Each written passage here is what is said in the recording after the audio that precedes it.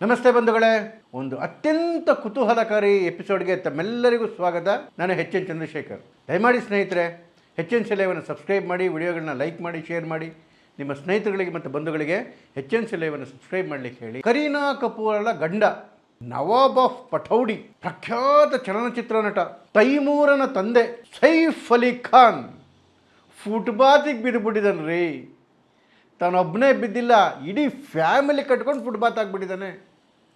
ನಿನ್ನೆವರೆಗೂ ನವಾಬನಾಗಿ ಮೆರೀತಿದ್ದವನು ಇವತ್ತು ಅಕ್ಷರ ಸಹ ಭಿಕಾರಿ. ಏನಾಯಿತು ಅಂತೇಳಿದ್ರೆ, ಮೊನ್ನೆ ಮಧ್ಯಪ್ರದೇಶದ ಹೈಕೋರ್ಟು ಒಂದು ಲ್ಯಾಂಡ್ ಮಾರ್ಕ್ ಜಡ್ಜ್ಮೆಂಟ್ಸ್ ಕೊಡ್ತು.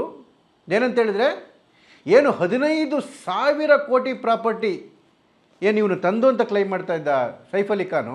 ಆ್ಯಕ್ಚುಲಿ ಅದು ಹಳೆ ಎಸ್ಟಿಮೇಷನ್ 15,000 ಕೋಟಿ. ಇವತ್ತು ಅದೆಷ್ಟು ಕೋಟಿ ಬಾಳುತ್ತೆ ಬಿಡಿ, 15,000 ಕೋಟಿನೇ ಇಟ್ಕೊಳ್ಳೋಣ. ಆ 15,000 ಕೋಟಿ ಅಷ್ಟೂ ಸಮಸ್ತ ಆಸ್ತಿ ಸರ್ಕಾರದ ಪಾಲಾಗಬೇಕು, ಅದು ಎನಿಮಿ ಪ್ರಾಪರ್ಟಿ ಅಂತ ಹೇಳಿ ಮಧ್ಯಪ್ರದೇಶದ ಹೈಕೋರ್ಟ್ ಡಿಕ್ಲೇರ್ ಮಾಡ್ತು. ಇನ್ಮೇಲೆ ಆ 15,000 ಕೋಟಿ ಪ್ರಾಪರ್ಟಿಯ ಮೇಲೆ ಸೈಫ್ ಅಲಿ ಖಾನ್ಗಾಗಲಿ ಅಥವಾ ಅವನ ಕುಟುಂಬಕ್ಕಾಗಲಿ ಬಿಡುಕಾಸಿನ ಹಕ್ಕು ಇಲ್ಲ. ಸಂಪೂರ್ಣವಾಗಿ ಎಲ್ಲವೂ ಸರ್ಕಾರಕ್ಕೆ ಸೇರಿಬಿಡ್ತು. ಏನ್ರಿ ಇದು ಮೋದಿಯವರ ಸ್ಟ್ರೋಕು? ಅಯ್ಯೋ ಬಿಡಿ, ನಾವೇನು ಹೇಳೋದು, ಆಗಲೇ ದೇಶದಲ್ಲಿ ಹಲ್ಲಾಮಲ್ಲ ಶುರುವಾಗ್ಬಿಟ್ಟಿದೆ. ಅಯ್ಯೋ ಮುಸಲ್ಮಾನರ ಮೇಲೆ ಟಾರ್ಗೆಟ್ ಮಾಡ್ತಾ ಇದ್ದಾರೆ, ಎನಿಮಿ ಪ್ರಾಪರ್ಟಿ ಈ ಆ್ಯಕ್ಟ್ ತೊಗೊಂಬಂದಿದ್ದೇನೆ ಮುಸಲ್ಮಾನರಿಗೋಸ್ಕರ. ಅಯ್ಯೋ ದೇವರೇ, ಎನಿಮಿ ಪ್ರಾಪರ್ಟಿ ಆ್ಯಕ್ಟ್ಗೂ ಧರ್ಮಕ್ಕೂ ಇಸ್ಲಾಮ್ಗೂ ಏನ್ರಿ ಸಂಬಂಧ? ನೋಡಿ, ಎನಿಮಿ ಪ್ರಾಪರ್ಟಿ ಅಂದರೆ ಏನು ಅಂತ ಹೇಳಿದ್ರೆ, ಏನು ಭಾರತದಲ್ಲಿ ಯಾರು ಆಸ್ತಿ ಮಾಡಿರ್ತಾರೆ ಅವರು ನಮ್ಮ ಶತ್ರು ದೇಶಕ್ಕೆ ಹೋಗಿ, ಅಂದರೆ ಪಾಕಿಸ್ತಾನ ಅಥವಾ ಚೈನಾಗೆ ಹೋಗಿ ಅಲ್ಲಿನ ಸಿಟಿಜನ್ಶಿಪ್ ತಗೊಂಡು ಅಲ್ಲೇ ವಾಸ ಆಗಿ ಅಲ್ಲಿನ ನಾಗರಿಕಾಗಿ ಇರ್ತಾ ಇದ್ದರೆ ಈ ಪ್ರಾಪರ್ಟಿ ಮೇಲೆ ಅವರ ಯಾವ ಹಕ್ಕು ಇರೋದಿಲ್ಲ, ಇದು ಸರ್ಕಾರಕ್ಕೆ ಸೇರಬೇಕು. ಸೈಫ್ ಅಲಿ ಖಾನ್ ಅವ್ರದ್ದು ಏನು 15,000 ಕೋಟಿ ಪ್ರಾಪರ್ಟಿ ಇದೆಯಲ್ಲ, ಇದರ ಒರಿಜಿನಲ್ ಓನರ್ ಇವತ್ತು ಪಾಕಿಸ್ತಾನದ ಪ್ರಜೆಯೇ. ಅದಕ್ಕೆ ಹೇಳಿದ್ದು ಒಂಥರ ಇಂಟರೆಸ್ಟಿಂಗ್ ಸ್ಟೋರಿ. ಇವತ್ತು ಕೆಲವರು ಹೇಳ್ತಾ ಇದ್ದಾರೆ ಸೈಫ್ ಅಲಿ ಖಾನ್ ಫ್ಯಾಮಿಲಿಗೆ ಅನ್ಯಾಯ ಆಗಿಬಿಟ್ಟಿದೆ ಅಂತೇಳಿ. ಸೈಫ್ ಅಲಿ ಖಾನ್ ಫ್ಯಾಮಿಲಿಗೆ ಅನ್ಯಾಯ ಆಗಿಲ್ಲ ರೀ. ಸೈಫ್ ಅಲಿ ಖಾನ್ ಫ್ಯಾಮಿಲಿ ಭಾರತಕ್ಕೆ ಮಾಡತಕ್ಕಂಥ ಅನ್ಯಾಯ, ಭಾರತಕ್ಕೆ ಮಾಡತಕ್ಕಂಥ ದೇಶದ್ರೋಹಕ್ಕೆ ನೀನು ದೇಶ ಇಟ್ಕೊಂಡಿರೋದೇನೇ ದೊಡ್ಡದು. 18ನೇ ಶತಮಾನದಲ್ಲಿ ಮೊಘಲರ ಆರ್ಮಿಯಲ್ಲಿ ಒಬ್ಬ ಅಫ್ಘಾನಿ ಇದ್ದ, ಅಫ್ಘಾನಿಸ್ತಾನವನಿದ್ದ. ಅವನ ಹೆಸರು ದೋಸ್ತ್ ಮೊಹಮ್ಮದ್ ಖಾನ್ ಅಂಥೇಳಿ. ಆ ಸಂದರ್ಭದಲ್ಲಿ ಮರಾಠರ ಆಕ್ರಮಣವೂ ಜಾಸ್ತಿ ಆಗಿತ್ತು, ಮೊಘಲ ಸಾಮ್ರಾಜ್ಯದ ಮೇಲೆ ಬ್ರಿಟಿಷರ ಆಕ್ರಮಣವೂ ಜಾಸ್ತಿ ಆಗಿತ್ತು. ಹಾಗಾಗಿ ಮೊಘಲರ ಆಡಳಿತ ಸಂಪೂರ್ಣವಾಗಿ ಕುಸಿತ ಬಂದಿತ್ತು. ಇಂಥ ಸಂದರ್ಭ ನೋಡಿಕೊಂಡು ಇವನೇನು ಮಾಡ್ದ, ದೋಸ್ತ್ ಮೊಹಮ್ಮದ್ ಖಾನ್ ಹೇಗೋ ಆ ಭೂಪಾಲ್ ಪ್ರದೇಶವನ್ನು ವಶಪಡಿಸ್ಕೊಂಬಿಟ್ಟ. ಯಾವ ಭೂಪಾಲ್ ಪ್ರದೇಶ 11ನೇ ಶತಮಾನದಲ್ಲಿ ಭೋಜರಾಜ ಆಳ್ತಾ ಇದ್ದ, ಆ ಪ್ರದೇಶವನ್ನು ಇವನು ವಶಕ್ಕೆ ತೊಗೊಂಬಿಟ್ಟು ಅದನ್ನೊಂಥರ ಇನ್ಫ್ಲೂಯೆನ್ಷಿಯಲ್ ಮುಸ್ಲಿಂ ಪ್ರಿನ್ಸ್ಲಿ ಸ್ಟೇಟ್ ಮಾಡಿಬಿಟ್ಟ. Muslim princely state. ಅಲ್ಲಿದ್ದಿದ್ದು ಮೆಜಾರಿಟಿ ಹಿಂದೂಗಳು, ಮೋರ್ ದೆನ್ 80-85% ಹಿಂದೂಗಳಿದ್ದಿದ್ದು. ಅದನ್ನು ಒಂಥರ ಮುಸ್ಲಿಂ ಸ್ಟೇಟಾಗಿ ಮಾಡಿಬಿಟ್ಟ. ಅದನ್ನು 1926ರಲ್ಲಿ ಸುಲ್ತಾನ್ ಜಿಹಾ ಬೇಗಮ್ ಅನ್ನೋಳು ಅದರ ನವಾಬಿ ಬೇಗಮ್ ಆದರು. ಅವರು ಅವರ ಮಗ ಹಮೀದುಲ್ಲಾ ಖಾನ್ಗೆ ನವಾಬ ಪಟ್ಟವನ್ನು ಕಟ್ಟಿದ್ರು. ಸೊ ಅಲ್ಲಿಗೆ ಹಮೀದುಲ್ಲಾ ಖಾನ್ ಆ ಭೂಪಾಲದ ನವಾಬ ಆದ. ಈ Hamidullah Khan totally British educated, full ಮೋಜು ಮಸ್ತಿ ಮನುಷ್ಯ, ಫುಲ್ ಸಫಿಸ್ಟಿಕೇಟೆಡು, ಆದರೆ ಉಗ್ರ ಇಸ್ಲಾಂ ಚಿಂತಕ, ಉಗ್ರವಾಗಿ. ಜೊತೆಗೆ ಭಾರತದ ಬಗ್ಗೆ ಒಂಥರ ದ್ವೇಷ, ಒಂಥರ ಅಸಹನೆ. ಬ್ರಿಟಿಷರ ಜೊತೆ ಕೈ ಜೋಡಿಸ್ಬಿಟ್ಟಿದ್ದ. ಯಾವ ಮಟ್ಟದಲ್ಲಿ ಕೈ ಜೋಡಿಸಿದ ಬ್ರಿಟಿಷರ ಜೊತೆ ಅಂತ ಹೇಳಿದ್ರೆ, ಅವನು ಬ್ರಿಟಿಷರು ಇವನಿಗೆ chancellor of chamber of princes ಅಂತ ಹೇಳಿ ಗೌರವವನ್ನು ಕೊಟ್ಟಿದ್ರು. ಈ ಹಮೀದುಲ್ಲಾ ಖಾನ್ಗೆ ಭಾರತಕ್ಕೆ ಸ್ವಾತಂತ್ರ್ಯ ಸಿಗೋದು ಬೇಕಾಗಿರಲಿಲ್ಲ, ಬ್ರಿಟಿಷರ ಕೈಲೇ ಇರಬೇಕು ಅಂತ ಆಸೆ ಇತ್ತು. ಯಾಕೆ ಅಂತೇಳಿದ್ರೆ ಇದ್ದಿದ್ದು ಇನ್ನೊಂದು ಸ್ವಾರ್ಥ ಏನು ಅಂತ ಹೇಳಿದ್ರೆ, ಅಕಸ್ಮಾತ್ ಭಾರತಕ್ಕೆ ಸ್ವಾತಂತ್ರ್ಯ ಬಂದುಬಿಟ್ರೆ ಅದು ಹಿಂದೂಗಳ ಮೆಜಾರಿಟಿ ಆಡಳಿತ ಬಂದ್ಬಿಡುತ್ತೆ, ತನ್ನ ಅಸ್ತಿತ್ವಕ್ಕೆ ಧಕ್ಕೆ ಬಂದ್ಬಿಡುತ್ತೋ ಅಂತೇಳಿ ಭಾರತಕ್ಕೆ ಸ್ವಾತಂತ್ರ್ಯ ಸಿಗೋದಕ್ಕೆ ಸಂಪೂರ್ಣವಾಗಿ ವಿರೋಧಿಸಿದ್ದ, ಸಂಪೂರ್ಣವಾಗಿ ಬ್ರಿಟಿಷರ ಜೊತೆ ಕೈ ಜೋಡಿಸಿದ್ದ. ಭಾರತವನ್ನು ತುಂಡರಿಸಿ ಪಾಕಿಸ್ತಾನ ಮಾಡಿದಂತಹ ಮೊಹಮ್ಮದ್ ಅಲಿ ಜಿನ್ನಾ ಜೊತೆಗೆ ನಿರಂತರವಾಗಿ ಸಂಪರ್ಕದಲ್ಲಿದ್ದ. ಅವನಿಗೆ ಯಾವಲ ಪತ್ರಗಳನ್ನ ಬರೀತಾ ಇದ್ದ. ಆ ಪತ್ರಗಳನ್ನ ನೋಡಬೇಕು ನೀವು. ನನ್ನ ಜೀವ ಉಸಿರೋದನ್ನೇ ಪಾಕಿಸ್ತಾನಕ್ಕೆ, ನಾನೊಬ್ಬ ಕಟ್ಟರ್ ಮುಸ್ಲಿಂ, ನಾನು ಯಾವತ್ತೂ ಭಾರತದ ಪರವಾಗಿ ಯೋಚನೆ ಮಾಡಲ್ಲ, ನಾನು ಬದುಕಿರೋದೇ ಪಾಕಿಸ್ತಾನಕ್ಕೋಸ್ಕರ, ನಾನು ಪಾಕಿಸ್ತಾನದ ಜೊತೆಗೆ ಬರ್ತೀನಿ ಅಂತ ಹೇಳಿ. ನೋಡಿ, ಈ ಮನೆಹಾಳ ಬ್ರಿಟಿಷರು ಭಾರತಕ್ಕೆ ಸ್ವಾತಂತ್ರ್ಯ ಕೊಡೋ ಸಂದರ್ಭದಲ್ಲಿ 1947ರಲ್ಲಿ ಏನು ಸುಮಾರು ಒಂದು 500 ಚಿಲ್ಲರೆ ಪ್ರಿನ್ಸ್ಲಿ ಸ್ಟೇಟ್ಗಳಿತ್ತು ಭಾರತದಲ್ಲಿ. ಅವರೆಲ್ಲರಿಗೂ 3 ಆಪ್ಷನ್ ಕೊಟ್ಟರು. ಇಲ್ಲ ನೀವು ಭಾರತದ ಜೊತೆ ಹೋಗ್ಬೋದು, ಇಲ್ಲ ನೀವು ಪಾಕಿಸ್ತಾನ ಜೊತೆ ಹೋಗ್ಬೋದು, ಅಥವಾ ನೀವು ಇಂಡಿಪೆಂಡೆಂಟ್ ಆಗಿರ್ಬೋದು ಅಂತ ಹೇಳಿ. ಈ ಭೂಪಾಲನ ನವಾಬ ಇದ್ನಲ್ಲ ಹಮೀದುಲ್ಲಾ ಖಾನ್, ಇವನಿಗೆ ಪಾಕಿಸ್ತಾನ ಜೊತೆ ಹೋಗಬೇಕು ಅಂತೇಳಿ ಭಾಳ ಆಸೆ ಇತ್ತು. ಹಾಗಾಗಿ ಅವನು ಅಕ್ಸೆಷನ್ ಟ್ರೀಟಿಗೆ ಸೈನೇ ಮಾಡಲಿಲ್ಲ. ಭೂಪಾಲವನ್ನು ನಮ್ಮ ದೇಶದ ಮಧ್ಯಭಾಗದಲ್ಲಿರ್ತಕ್ಕಂಥ ಭೂಪಾಲವನ್ನು ಎಮಿರೇಟ್ಸ್ ಮಾಡಿ, ಇಸ್ಲಾಮಿಕ್ ಎಮಿರೇಟ್ಸ್ ಮಾಡಿ ಅದರ ಸುಪ್ರೀಂ ಲೀಡರ್ ಆಗಿರಬೇಕು ಅಂತೇಳಿ ಅವನಿಗೆ ಆಸೆ ಇತ್ತು. ಯಾವಾಗ ಅಲ್ಲಿನ ಪ್ರಜೆಗಳು ಜನಗಳು ದಂಗೆ ಇದ್ದರು, ನಾವು ಭಾರತ ಜೊತೆ ವಿಲೀನ ಆಗಬೇಕು ಅಂತೇಳಿ ಆ ಜನಗಳ ಮೇಲೆ, ಆ ಹಿಂದೂಗಳ ಮೇಲೆ ಕ್ರ್ಯಾಕ್ ಡೌನ್ ಸ್ಟಾರ್ಟ್ ಮಾಡಿಬಿಟ್ಟ, ಸೈನಿಕರನ್ನ ನುಗ್ಗಿಸ್ದ. ಜನ ಬಗ್ಲಿಲ್ಲ. 1948ರಲ್ಲಿ ಒಂದು ಅಂಡರ್ಗ್ರೌಂಡ್ ಸಿವಿಲ್ ಮೂಮೆಂಟ್ ಸ್ಟಾರ್ಟ್ ಆಯಿತು. ಅಲ್ಲಿ ಸ್ಟೂಡೆಂಟ್ಗಳು, ವ್ಯಾಪಾರಿಗಳು, ರೈತರು, ಮಹಿಳೆಯರು ಎಲ್ಲ ಸೇರಿಕೊಂಡು ದೊಡ್ಡದಾಗಿ ಅಸಹಕಾರ ಚಳುವಳಿಯನ್ನು ಶುರು ಮಾಡಿದ್ರು. ಅಷ್ಟೊತ್ತಿಗಾಗಲೇ ಸರ್ದಾರ್ ವಲ್ಲಭಭಾಯ್ ಪಟೇಲ್ ಅವರ ಪೇಷನ್ಸನ್ನು ಕಟ್ಟೆ ಹೊಡೆದೋಗಿತ್ತು. 4-5 ಸರಿ ವಾರ್ನ್ ಮಾಡಿದ್ರು ಇವನಿಗೆ. ಕಡೆಗೆ ಫೈನಲ್ ವಾರ್ನ್ ಮಾಡಿದ್ರು, ನೀನು ಬರ್ತೀಯಾ ಇಲ್ಲ ಸೈನ್ಯ ತಗೊಂಡು ನುಗ್ಗಿಸ್ಬೇಕಾ ಅಂತೇಳಿ. ಜನ ಕೂಡ ದಂಗೆ ಎದ್ದುಬಿಟ್ಟಿದ್ರು ಭೂಪಾಲ್ ಒಳಗಡೆಗೆ. ವಿಧಿ ಇಲ್ಲದೆ 30 ಏಪ್ರಿಲ್ 1949ಕ್ಕೆ ಟ್ರೀಟಿ ಆಫ್ ಎಕ್ಸೆಷನ್ಗೆ ಸಿಗ್ನೇಚರ್ ಮಾಡ್ದ. ಆದರೆ ಸಾವಿರಾರು ಕೋಟಿ ಆಸ್ತಿ ಪಾಸ್ತಿಗಳೆಲ್ಲವೂ ಅವನ ಹತ್ರನೇ ಉಳ್ಕೊಂಡ್ಬಿಡ್ತು. ಇಷ್ಟಾದ್ರೂ ಕೂಡ ಅವನಿಗೆ ಭಾರತದ ಬಗ್ಗೆ ಪ್ರೀತಿ ಬರಲಿಲ್ಲ, ಭಾರತನ ಕ್ಷಮೆ ಕೇಳಲಿಲ್ಲ. ಮೊದಲೇ ಇದ್ದಿದ್ದು ನೆಹರು ಸರ್ಕಾರ ಒಳ್ಳೆ ಲಕ್ಸುರಿ ಪೆನ್ಷನ್ ಕೊಡ್ಲಿಕ್ಕೆ ಶುರು ಮಾಡ್ತು. ಆ ಪೆನ್ಷನ್ನಿಂದ ಲಕ್ಸುರಿ ಜೀವನ ಮಾಡ್ತಿದ್ದ, ಸಾವಿರಾರು ಎಕರೆ ಪ್ರಾಪರ್ಟಿ ಬೇರೆ ಉಳ್ಕೊಂಡ್ಬಿಡ್ತು. ಈ ಹಮೀದುಲ್ಲಾ ಖಾನ್ಗೆ 3 ಜನ ಹೆಣ್ಮಕ್ಳು, ಗಂಡ್ಮಕ್ಳು ಇರಲಿಲ್ಲ. ದೊಡ್ಡವರು ಹಮೀದಾ ಸುಲ್ತಾನ್, ಎರಡನೇವರು ಸಾಜಿದಾ ಸುಲ್ತಾನ್, ಮೂರನೇವರು ರಾಬಿಯಾ ಸುಲ್ತಾನ್. ಹಮೀದುಲ್ಲಾ ಖಾನ್ ಆಸೆ ಪ್ರಕಾರ ಎಲ್ಲ ಆಸ್ತಿ ದೊಡ್ಡ ಮಗಳಾದಂತಹ ಹಮೀದಾ ಸುಲ್ತಾನಿಗೆ ಹೋಯಿತು. ಹಮೀದಾ ಸುಲ್ತಾನ್ನ ನವಾಬಿ ಬೇಗಂ ಬೇರೆ ಮಾಡಬೇಕು ಅಂತ ಅಂದ್ಕೊಂಡಿದ್ದ ಭೂಪಾಲ್ಗೆ. ಆದರೆ ಹಮೀದಾ ಸುಲ್ತಾನ್ಗೆ ಭಾರತ ಕಂಡ್ರೆ ಇಷ್ಟ ಇರಲಿಲ್ಲ. ಜಿನ್ನಾ ಜೊತೆ ಮಾತಾಡಿ ಪಾಕಿಸ್ತಾನಕ್ಕೆ ಶಿಫ್ಟ್ ಆಗೋದ್ರು. ಪಾಕಿಸ್ತಾನದಲ್ಲಿ ನೆಲೆಗೊಂಡು ಬಿಟ್ರು ಪೂರ್ತಿ. ಈ ಎರಡನೇ ಮಗಳಿದ್ರಲ್ಲ ಸಾಜಿದಾ ಸುಲ್ತಾನ್, ಇವರು ಈ ಸೈಫ್ ಅಲಿ ಖಾನ್ ಅವರ ತಾತ ಇಫ್ತಿಯಾರ್ ಅಲಿ ಖಾನ್ ಪಟೋಡಿಯನ್ನ ಮದುವೆ ಆದ್ರು. ಇಫ್ತಿಯಾರ್ ಅಲಿ ಖಾನ್ ಪಟೋಡಿಯ ನವಾಬ. ಹೋಗ್ಲಿ, ಈ ಪಟೋಡಿ ಮನೆತನದಾದ್ರೂ ಸರಿಯಾಗಿದೆಯಾ ಹಿಸ್ಟ್ರಿ ಅಂತ ನೋಡ್ಕೊಂಬಂದ್ರೆ, ಇವರು ದೊಡ್ಡ ದೇಶದ್ರೋಹಿಗಳ್ರಿ. ಮರಾಠರ ಸೈನ್ಯದಲ್ಲಿ ಒಬ್ಬ ಅಫ್ಘಾನ್ ಇದ್ದ ಸೈನಿಕನಾಗಿ, ಸೈಫ್ ತಲಾಬ್ ಖಾನ್ ಅಂತ ಹೇಳಿ. ಇವನು ಮೂಲತಃ ಅಫ್ಘಾನಿಸ್ತಾನದ ಬರೇಜ್ ಅಂತಕ್ಕಂಥ ಹಳ್ಳಿಯವನು. ಮರಾಠರ ಆರ್ಮಿನಲ್ಲಿ ಸೇರ್ಕೊಂಡಿದ್ದ, ಮರಾಠರ ಅನ್ನ ತಿಂತಿದ್ದ, ನೀರು ಕುಡಿತಿದ್ದ, ಮರಾಠರಿಂದ ಜೀವನ ಮಾಡ್ತಿದ್ದ.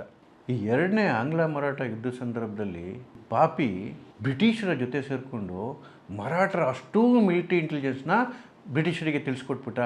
ಬ್ರಿಟಿಷ್ ಸೈನ್ಯ ಬಲಿಷ್ಠವಾಗಿತ್ತು. ಆ್ಯಕ್ಚುಲಿ ಮರಾಠ ಸೈನ್ಯ ಸೋಲಂಗೇ ಇರಲಿಲ್ಲ, ಬಡದು ಬಿಸಾಕಿರೋರು ಬ್ರಿಟಿಷ್ ಸೈನ್ಯವನ್ನು. ಆದರೆ ಇಂಥ ಪಾಪಿಗಳು ಮಾಡಿರೋ ದ್ರೋಹ ಕಾರ್ಯಕ್ಕೆ ಬ್ರಿಟಿಷ್ ಸೈನ್ಯ ಮರಾಠಿ ಸೈನ್ಯವನ್ನು ಸೋಲಿಸ್ತು. ಆ ಖುಷಿಗೆ ಬ್ರಿಟಿಷರು ಆ ಪಟೋಡಿ ಅನ್ನೋ ಜಾಗಕ್ಕೆ ಇವನನ್ನು ನವಾಬ ಅಂತೇಳಿ ಘೋಷಣೆ ಮಾಡಿಬಿಟ್ರು. ಅಂಥ ಕಿತ್ತೋಗಿರೋ ವಂಶ ಈ ಸೈಫ್ ಅಲಿ ಖಾನ್ದು. ಈ ಕಡೆ ಈ ಹಮೀದಾ ಸುಲ್ತಾನ್ ಪಾಕಿಸ್ತಾನಕ್ಕೆ ಹೋದ ಮೇಲೆ ಈ ಪಟೋಡಿನ ಮದುವೆ ಆದ ಸಾಜಿದಾ ಸುಲ್ತಾನ್ ಏನು ಈ ಹಮೀದಾ ಸುಲ್ತಾನ್ದ ಪ್ರಾಪರ್ಟಿಗಳಿತ್ತಲ್ಲ, ಏನು 15,000 ಕೋಟಿ ಪ್ರಾಪರ್ಟಿ, ಆ ಪ್ರಾಪರ್ಟಿಯನ್ನು ಇವರೇ ನೋಡ್ಕೊಳ್ಳೋಕೆ ಶುರು ಮಾಡಿದ್ರು. ನೋಡಿ, ಇದರಲ್ಲಿ ಏನು ಮೇನ್ ಟ್ವಿಸ್ಟ್ ಅಂತ ಹೇಳಿದ್ರೆ, 1947ರಲ್ಲಿ ಭಾರತಕ್ಕೆ ಸ್ವಾತಂತ್ರ್ಯ ಬಂದಾಗ, ಭಾರತ ಮತ್ತು ಪಾಕಿಸ್ತಾನ ಪಾರ್ಟಿಷನ್ ಆದಾಗ, ಭಾರತದಿಂದ ಭಾಳಷ್ಟು ಜನ ಪಾಕಿಸ್ತಾನಕ್ಕೆ ಹೋದರು, ಪಾಕಿಸ್ತಾನದಿಂದ ಭಾಳಷ್ಟು ಜನ ಭಾರತಕ್ಕೆ ಬಂದರು. ಯಾವ್ಯಾವ ಜನ ಭಾರತ ಬಿಟ್ಬಿಟ್ಟು ನಮಗೆ ಭಾರತ ಬೇಡ ಅಂತೇಳಿ ಪಾಕಿಸ್ತಾನಕ್ಕೆ ಹೋದ್ರಲ್ಲ, ಅವರ ಆಸ್ತಿ ಪಾಸ್ತಿಗಳೇನು ಭಾರತದಲ್ಲಿ ಉಳಿದಿತ್ತು. ನೆಹರು ಅದನ್ನು ಒಂಥರ ಪಾಕಿಸ್ತಾನ ಜೊತೆಗೆ ದೊಡ್ಡ ಫ್ರೆಂಡ್ಶಿಪ್ ನಂದು, ನಾನು ಪಾಕಿಸ್ತಾನನ ಅತ್ಯಾಪ್ತ ದೇಶ ಅಂತೆಲ್ಲ ಪೋಸ್ಟ್ ಕೊಟ್ಕೊಂಡು ಆ ಪ್ರಾಪರ್ಟಿಗಳನ್ನೆಲ್ಲ ಕಸ್ಟೋಡಿಯಲ್ ಕೇಸ್ ಅಂತ ಹೇಳಿ ಮಾಡಿ ಇಟ್ಕೊಂಡಿದ್ರು. ಅದರರ್ಥ ಈಗ ಪಾಕಿಸ್ತಾನದಲ್ಲಿ ಪ್ರಜೆ ಆಗಿರೋರು ಕೂಡ ಯಾವಾಗ ಬೇಕಾದರೂ ಬಂದು ಈ ಆಸ್ತಿಗಳನ್ನು ಉಪಯೋಗಿಸ್ಬೋದಿತ್ತು. ಆದರೆ ಯಾವಾಗ 1962ರಲ್ಲಿ ಚೈನಾ ಭಾರತವನ್ನು ಅಟ್ಯಾಕ್ ಮಾಡ್ತು, ಯುದ್ಧ ಘೋಷಣೆ ಮಾಡ್ತು, ಅದಾದಮೇಲೆ 1965ರಲ್ಲಿ ಪಾಕಿಸ್ತಾನ ಭಾರತದ ಮೇಲೆ ಯುದ್ಧ ಘೋಷಣೆ ಮಾಡ್ತು, ಆಗ ಭಾರತದ ಸರ್ಕಾರ ಕಲಿಸ್ಲಿಕ್ಕೆ ಶುರು ಮಾಡ್ತು. ಈ ಥರ ಪ್ರಾಪರ್ಟಿಗಳನ್ನ ನಾವು ಅಲ್ಲಿನ ನಾಗರಿಕರಿಗೆ ಬಿಟ್ಕೊಟ್ಬಿಟ್ರೆ ಭಾರತದ ಅಸ್ತಿತ್ವಕ್ಕೆ ಪೆಟ್ಟ ಹೋಗುತ್ತೆ, ದೊಡ್ಡ ಹೊಡೆತ ಬಿದ್ದುಬಿಡುತ್ತೆ ಇಲ್ಲಿನ ಸೆಕ್ಯೂರಿಟಿಗೆ ಅಂತ ಹೇಳಿ ಈ ಅಷ್ಟೂ ಪ್ರಾಪರ್ಟಿಗಳನ್ನ ಎನಿಮಿ ಪ್ರಾಪರ್ಟಿ ಅಂತೇಳಿ ಘೋಷಣೆ ಮಾಡಿಬಿಡ್ತು. ಅದರರ್ಥ ಇಲ್ಲಿನ ಪ್ರಾಪರ್ಟಿಯ ಮಾಲೀಕ ಯಾರು ಪಾಕಿಸ್ತಾನದಲ್ಲಿ ನಾಗರಿಕ ಆಗಿರ್ತಾನೆ, ಪಾಕಿಸ್ತಾನದಲ್ಲಿ ವಾಸ ಇರ್ತಾನೆ, ಅಥವಾ ಚೈನಾದ ನಾಗರಿಕ ಆಗಿ ಚೈನಾದಲ್ಲಿ ವಾಸ ಇರ್ತಾನೆ, ಅವನ ಎಲ್ಲ ಪ್ರಾಪರ್ಟಿಗಳ ಮೇಲೂ ಅವನಿಗೆ ಯಾವುದೇ ಹಕ್ಕಿಲ್ಲ, ಇದು ಎನಿಮಿ ಪ್ರಾಪರ್ಟಿ ಅಂತ ಘೋಷಣೆ ಮಾಡಿ ಭಾರತದ ಸರ್ಕಾರದ ವಶ ಹೋಗುತ್ತೆ. ಅದಕ್ಕೆ ಸರ್ಕಾರ ಒಂದು ಕಾನೂನು ಕೂಡ ಮಾಡ್ತು, defence of India act and rule ಅಂತ ಹೇಳಿ.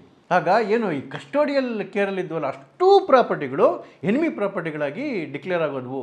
ಆಗಿನ ಕಾಲಕ್ಕೆ ಅದರ ವ್ಯಾಲ್ಯೂಯೇಷನ್ ಎಷ್ಟಿತ್ತು ಗೊತ್ತಾ? 1.1 ಲಕ್ಷ ಕೋಟಿ ರೀ.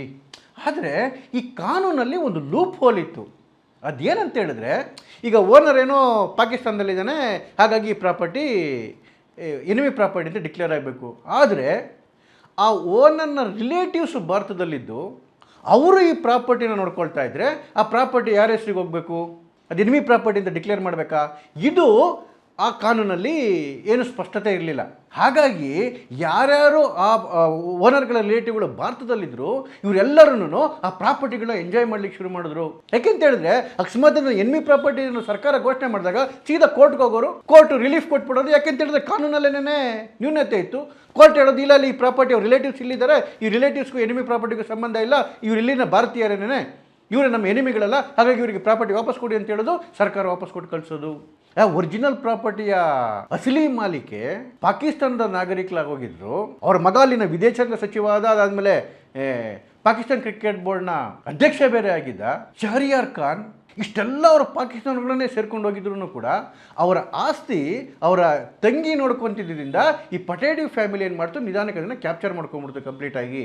ಅದಕ್ಕೆ ಹೇಳೋದು, ಕಾನೂನು ಮಾಡಬೇಕಾದ್ರೆ ಸ್ವಲ್ಪ ಜ್ಞಾನ ಇರಬೇಕು, ಮುಂದೆ ಏನಾಗುತ್ತೆ ಅಂತ ಯೋಚನೆ ಮಾಡಬೇಕು. ನೋಡಿ, ಈ ಎನಿಮಿ ಪ್ರಾಪರ್ಟಿಗಳು ಯಾಕೆ ಅಷ್ಟೊಂದು ಡೇಂಜರ್ ಅಂತ ಹೇಳಿದ್ರೆ, ನೋಡಿ ಇವತ್ತೊಬ್ಬ ಪಾಕಿಸ್ತಾನದ ಪ್ರಜೆಯ ಆಸ್ತಿ ಭಾರತದಲ್ಲಿ ಉಳ್ಕೊಂಡಿದೆ ಅಂತ ಇಟ್ಕೊಳ್ಳಿ, ಅವನದನ್ನು ಭಾರತದ ವಿರುದ್ಧವಾಗಿ ಉಪಯೋಗಿಸ್ಕೋಬೋದು. ಆಗೋಗಿತ್ತು ಹೀಗೆ 1957ರಲ್ಲಿ ಈ ಮಹಮೂದಾಬಾದ್ನ ನವಾಬ ಅವನು ಭಾರತ ನನಗೆ ಬೇಡ ಅಂಥೇಳಿ ಹೋಗಿ ಪಾಕಿಸ್ತಾನ ಪ್ರಜೆ ಆಗಿಬಿಟ್ಟಿದ್ದ. ಅವನು ಸಾವಿರಾರು ಕೋಟಿ ಪ್ರಾಪರ್ಟಿ ಇಲ್ಲಿ ಭಾರತದಲ್ಲಿತ್ತು, ಅಷ್ಟನ್ನು ಪಾಕಿಸ್ತಾನದ ಸರ್ಕಾರಕ್ಕೆ ದಾನ ಮಾಡಿಬಿಟ್ಟ ಅವನು. ಅದಾದ ಮೇಲೆ ಏನಾಯಿತು, ಅವನ ಮಗ ಅವನು ಪಾಕಿಸ್ತಾನಕ್ಕೆ ಹೋಗಲಿಲ್ಲ, ಇಂಡಿಯಾದಲ್ಲೇ ಉಳ್ಕೊಂಬಿಟ್ಟ. ಅವನೇನು ಮಾಡ್ದ, ಸೀದಾ ಕೋರ್ಟ್ಗೆ ಹೊರಟೋದ. ಇಲ್ಲ ನನ್ನ ಮಗ ನಾನು ಇಲ್ಲೇ ಇದ್ದೀನಿ, ಈ ಪ್ರಾಪರ್ಟಿ ನನಗೆ ಸೇರಬೇಕು ಅಂತೇಳಿ 2001ರಲ್ಲಿ ಅಷ್ಟು ಪ್ರಾಪರ್ಟಿ ಅವನ ಮಗನ ಹೆಸರಿಗೋಯ್ತು. ಜೊತೆಗೆ ಇನ್ನೊಂದು ಪ್ರಾಬ್ಲಮ್ ಏನಾಗಿತ್ತು ಅಂತ ಹೇಳಿದ್ರೆ, ಇವೇನೇನು ಎನಿಮಿ ಪ್ರಾಪರ್ಟಿಗಳಿದಾವಲ್ಲ ಇವೆಲ್ಲವೂ ಇದ್ದಿದ್ದು ಭಾರತದ ಸ್ಟ್ರಾಟಜಿಕ್ ಪಾಯಿಂಟ್ಗಳಲ್ಲಿ, ಏನು ಸೇನಾ ನೆಲೆಗಳ ಪಕ್ಕದಲ್ಲಿರ್ತಿತ್ತು, ಭಾರತದ ಸರ್ಕಾರಿ ಆಫೀಸ್ಗಳ ಪಕ್ಕದಲ್ಲಿರ್ತಿತ್ತು. ಆದರೆ ಯಾರ ವಶದಲ್ಲಿ ಇರ್ತಿತ್ತು ಆಕ್ಚುಯಲ್ ಆಗಿ? ಹಾಗಾದರೆ ವಿದೇಶಗಳ ವಶದಲ್ಲಿ ಇರ್ತಿತ್ತು ಆ ಪ್ರಾಪರ್ಟಿಗಳು, ಎನಿಮಿ ಪ್ರಾಪರ್ಟಿ ಆಗಿರಲಿಲ್ಲ ಅಂದಿದ್ರೆ. ಎಂಥ ದೊಡ್ಡ ಥ್ರೆಟ್ರಿ ದೇಶದ ರಕ್ಷಣೆ ವಿಚಾರದಲ್ಲಿ. ನಮ್ಮೂರಿನ ಆಸ್ತಿ ಒಂದು ವಿದೇಶಿ ಶಕ್ತಿಯ ಕೈಲಿದ್ದಾಗ ಯಾವ್ಯಾವ ರೀತಿ ಅದನ್ನು ಉಪಯೋಗಿಸ್ಕೋಬೋದು. ಈ ಕಾನೂನಿನ ಲೂಪ್ ಹೋಲಿಂದ ಸಾವಿರಾರು ಕೋಟಿ ಸರ್ಕಾರದ ಕೈಯಿಂದ ಕಿತ್ಕೊಂಡು ಹೊರಟೋಯ್ತು ರೀ. ಆದರೆ 2014ರಲ್ಲಿ ಮೋದಿಯವರು ಬಂದ ಮೇಲೆ ತುಂಬ ಸೀರಿಯಸ್ ಆಗಿ ತಗೊಂಡ್ರು ಈ ವಿಚಾರವನ್ನು. ಇದೇ ಸೈಫ್ ಅಲಿ ಖಾನ್ 15,000 ಕೋಟಿ ಪ್ರಾಪರ್ಟಿ ವಿಚಾರದಲ್ಲಿ ಇವರಾಗಲೇ ತೆಗೆದು ಕೋರ್ಟ್ಗೆ ಹೋಗಿದ್ರು. ಮೋದಿಯವರು ಬಂದ ಮೇಲೆ ಇದಕ್ಕೊಂದು ಎನ್ಕ್ವೈರಿ ಮಾಡಿಸಿದ್ರು ಎನಿಮಿ ಪ್ರಾಪರ್ಟಿ ಡಿಪಾರ್ಟ್ಮೆಂಟಿಂದ. ಆ ಡಿಪಾರ್ಟ್ಮೆಂಟು ಕ್ಲಿಯರ್ ಆಗಿ ಸಬ್ಮಿಷನ್ ಕೊಡ್ತು, ಈ ಪ್ರಾಪರ್ಟಿ ಎನಿಮಿ ಪ್ರಾಪರ್ಟಿನೇ. ಸೈಫ್ ಅಲಿ ಖಾನ್ ಫ್ಯಾಮಿಲಿಯವರು ಪೊಲಿಟಿಕಲ್ ಕನೆಕ್ಷನ್ಸಿಂದ ಇದನ್ನು ವಶಪಡಿಸ್ಕೊಂಡು ಇಟ್ಕೊಂಡವ್ರೆ ಅಂತ ಹೇಳಿ ಕಮಿಟಿ ರಿಪೋರ್ಟ್ ಕೊಡ್ತು. ಜೊತೆಗೆ ಮೋದಿಯವರು ಇನ್ನೆಂಥ ಒಂದು ಒಳ್ಳೆ ಕೆಲಸ ಮಾಡಿದ್ರು ಅಂತ ಹೇಳಿದ್ರೆ, 2016ರಲ್ಲಿ ಏನು ಹಿಂದಿನ ಏನು ಆ್ಯಕ್ಟ್ ಇತ್ತಲ್ಲ, ಎನಿಮಿ ಪ್ರಾಪರ್ಟಿ ಆ್ಯಕ್ಟು, ಅದಕ್ಕೊಂದು ಅಮೆಂಡ್ಮೆಂಟ್ ತಂದರು. ಅದರಲ್ಲಿದ್ದಂತಹ ಎಲ್ಲ ಲೂಪ್ ಹೋಲ್ಗಳನ್ನ ಸರಿ ಮಾಡಿ ಒಂದು ಮೇಜರ್ ಅಮೆಂಡ್ಮೆಂಟ್ನ ತಂದು ಆ ಅಮೆಂಡ್ಮೆಂಟನ್ನು ಪಾಸ್ ಮಾಡಿದ್ರು. ಅದನ್ನು ರೆಟ್ರೋಸ್ಪೆಕ್ಟಿವ್ ಆಗಿ ಮಾಡಿದ್ರು. ರೆಟ್ರೋಸ್ಪೆಕ್ಟಿವ್ ಅಂತ ಹೇಳಿದ್ರೆ ಹಿಂದೆ ಆಗಿರ್ಬೋದು, ಇವತ್ತಾಗಿರ್ಬೋದು, ಅಥವಾ ಮುಂದೆ ಆಗಿರ್ಬೋದು, ಯಾರು ಇದನ್ನು ತಿದ್ದಲಿಕ್ಕಾಗಲ್ಲ, ತಿದ್ದುಪಡಿ ಮಾಡಲಿಕ್ಕಾಗಲ್ಲ, ಅಥವಾ ಕ್ವಶನ್ ಮಾಡಲಿಕ್ಕಾಗಲ್ಲ. ಮತ್ತು ಯಾವ ಕೋರ್ಟ್ಗಳ ತೀರ್ಮಾನಗಳು ಕೂಡ ಇದರ ವ್ಯಾಪ್ತಿಗೆ ಒಳಪಡೋದಿಲ್ಲ. ಎಲ್ಲ ಕೋರ್ಟ್ ರೂಲಿಂಗು ಕೂಡ ನಲ್ಲಿಫೈ ಆಗೋಗ್ತವೆ ಈ ಆ್ಯಕ್ಟ್ ಪ್ರಕಾರ. ಈ ಅಮೆಂಡ್ಮೆಂಟು ಎನಿಮಿ ಪ್ರಾಪರ್ಟಿಯ ಟ್ರಾನ್ಸ್ಫರ್ ಆಗಲಿ, ಇನ್ಹೆರಿಟೆನ್ಸ್ ಆಗಲಿ, ಅಥವಾ ಮಾರಾಟ ಆಗಲಿ ಕಂಪ್ಲೀಟಾಗಿ ಬ್ಯಾನ್ ಮಾಡ್ತು, ಕಂಪ್ಲೀಟಾಗಿ ಸ್ಟಾಪ್ ಮಾಡ್ತು. ಇದನ್ನು ಚಾಲೆಂಜ್ ಮಾಡಿ ಈ ಪಟೋಡಿ ಫ್ಯಾಮಿಲಿ ಕೋರ್ಟ್ಗೆ ಹೋಗಿತ್ತು. ಮೊನ್ನೆ ಮಧ್ಯಪ್ರದೇಶ ಹೈಕೋರ್ಟ್ ಕೂಡ ಕ್ಲಿಯರಾಗಿ ತೀರ್ಪನ್ನು ಕೊಟ್ಟುಬಿಟ್ಟಿದೆ. ಆ 15,000 ಕೋಟಿಯ ಪ್ರಾಪರ್ಟಿ ಕೂಡ ಕಂಪ್ಲೀಟಾಗಿ ಅದು ಎನಿಮಿ ಪ್ರಾಪರ್ಟಿ. ಯಾವುದೋ ಕಂಡೋರ್ ಪ್ರಾಪರ್ಟಿ ಇಟ್ಕೊಂಡು ಭಾಳ ಮೆರಿತಾ ಇದ್ದ ಸೈಫ್ ಅಲಿ ಖಾನ್. ಅದು ಎಂಥ ಪ್ರಾಪರ್ಟಿ ರೀ, ಸಾವಿರಾರು ಎಕರೆ ಜಮೀನು, ದೊಡ್ಡ ದೊಡ್ಡ ವಿಲ್ಲಾಗಳು, 5 ಸ್ಟಾರ್ ಹೋಟೆಲ್ಲು, ಅಲಹಾಬಾದ್ ಪ್ಯಾಲೇಸು. ಹೇಳಿದ್ನಲ್ಲ, ಇವತ್ತಿನ ವ್ಯಾಲ್ಯೂಷನ್ಗೆ ಅದು ಎಲ್ಲವೂ ಕೊಡಬೇಕಾಗಿತ್ತು. ಈ ಕಂಡೋರ್ ದುಡ್ಡಿಂದನೇ ತಾನೆ, ಅಥವಾ ಎನಿಮಿ ಪ್ರಾಪರ್ಟಿ ದುಡ್ಡಿಂದನೇ ತಾನೆ ತನ್ನ ಮಗನಿಗೆ ಭಾರತವನ್ನು ನಾಶ ಮಾಡೋಕ್ಕೆ ಬಂದಂತಹ ತೈಮೂರನ ಹೆಸರನ್ನು ಮಗನಿಗೆ ಇಟ್ಟಿದ್ನಲ್ಲ. ಇನ್ನೆಂತಹ ದುರಾಂಕಾರಿ ಇರಬೇಕು ಇವನು. ಇವತ್ತು ಸರಿಯಾಗಿ ಪಾಠ ಕಲಿಸ್ತಾ ಇದ್ದಾರೆ ಮೋದಿ ಇಂಥವ್ರಿಗೆ, ಇಂಥ ದೇಶದ್ರೋಹಿಗಳಿಗೆ. ಇವ್ರ ವಂಶಾವಳಿನೂ ಹಾಗೇ ಇದೆ. ಇವತ್ತು ಇಂಥ ದ್ರೋಹಿಗಳಿಗೆ ಅನ್ಯಾಯ ಆಗಿದೆ ಅಂಥೇಳಿ ಎಡಚರರು, ಒಂದಷ್ಟು ಮುಸ್ಲಿಂ ಚಿಂತಕಗಳು ಅನ್ನೋಕೊಳ್ಳೋರು ಎದ್ದು ಕುಂತುಬಿಟ್ಟಿದ್ದಾರೆ. ಯಾವುದೋ ಒಂದು ಧರ್ಮವನ್ನು ಟಾರ್ಗೆಟ್ ಮಾಡ್ತಿದ್ದೀನಿ ಅಂತೇಳಿ. ಅಲ್ಲ ರೀ, ಎನಿಮಿ ಪ್ರಾಪರ್ಟಿಗೂ ಧರ್ಮಕ್ಕೆ ಏನ್ರಿ ಸಂಬಂಧ? ಇವತ್ತು ಪ್ರಾಪರ್ಟಿಗಳೆಲ್ಲವನ್ನು ಕೂಡ ಒಂದು ಧರ್ಮದವರೇ ಆಗಿದ್ದಾರೆ ಅಂತ ಹೇಳಿದ್ರೆ, ಯಾಕೆ ಅಂತ ಹೇಳಿದ್ರೆ, ಹೋಗಿ ಪಾಕಿಸ್ತಾನ ನಾಗರಿಕರಾಗಿ ಯಾರನ್ನು ಹೋಗಿ ಹಿಂದೂಗಳು ಹೋಗ್ತಾರಾ? ಹಿಂದೂ ರಾಜ್ಯಗಳು ಹೋಗಿ ಯಾರಾದ್ರೂ ಅಲ್ಲಿ ನಾಗರಿಕರಾಗ್ಬಿಟ್ಟು ಅವರ ಆಸ್ತಿ ಬಿಟ್ಬಿಟ್ಟು ಹೋಗಿದ್ದಾರಾ? ಹೋಗಿರೋಲ್ಲ ಅವರೇನೇನೆ. ಹಾಗಾಗಿ ನ್ಯಾಚುರಲ್ ಆಗಿ ನೋಡಿ. ಮತ್ತಿನ್ನೊಂದು ಏನಂತ ಹೇಳಿದ್ರೆ, ಈ ಎನಿಮಿ ಪ್ರಾಪರ್ಟಿ ಆ್ಯಕ್ಟ್ ಇದು ಕೇವಲ ಭಾರತದಲ್ಲಿ ಇರೋದು ಅಷ್ಟೇ ಅಲ್ಲ, ಜಗತ್ತಿನ ಅನೇಕ ದೇಶಗಳಲ್ಲಿದೆ. ಅಮೆರಿಕದಲ್ಲಿದೆ, ಇಂಗ್ಲೆಂಡಲ್ಲಿದೆ, ಜರ್ಮನಿನಲ್ಲಿದೆ. ವರ್ಲ್ಡ್ ವಾರ್ 1 ಮತ್ತು 2 ಸಂದರ್ಭದಲ್ಲಿ ಇವನ್ ಅಮೆರಿಕದಲ್ಲಿ ಇದನ್ನು ಪಾಸ್ ಮಾಡಿದ್ರು. ಏನಂತ ಹೇಳಿದ್ರೆ, ಶತ್ರು ದೇಶದ ಯಾರಾದರೂ ನಮ್ಮ ದೇಶದಲ್ಲಿ ಆಸ್ತಿ ಮಾಡಿದರೆ ಅದು ದೇಶಕ್ಕೆ ಸೇರಬೇಕು, ದೇಶ ಅದಕ್ಕೆ ಮುಟ್ಕೋಲು ಹಾಕೊಳ್ಳುತ್ತೆ ಅಂತೇಳಿ. It's quite natural. ಯಾವ ಶತ್ರು ದೇಶದ ವ್ಯಕ್ತಿಯ ಆಸ್ತಿ ಕೂಡ ನಮ್ಮ ದೇಶದಲ್ಲಿ ಇರಬಾರ್ದು. ಇದು ಕಾಮನ್ ಸೆನ್ಸ್ ರೀ. ಇದು ದೇಶದ ಭದ್ರತೆಯ ವಿಚಾರ. ಇವತ್ತು ಅಂಥ ಆಸ್ತಿಯನ್ನು ಇಟ್ಕೊಂಡು ಮೆರಿತಾ ಇದ್ದ ಸೈಫ್ ಅಲಿ ಖಾನ್ ಇವತ್ತು ಸರ್ಕಾರ ಕಿತ್ಕೊಂಡಿದೆ, ಕೋರ್ಟ್ ಕಿತ್ಕೊಂಡಿದೆ.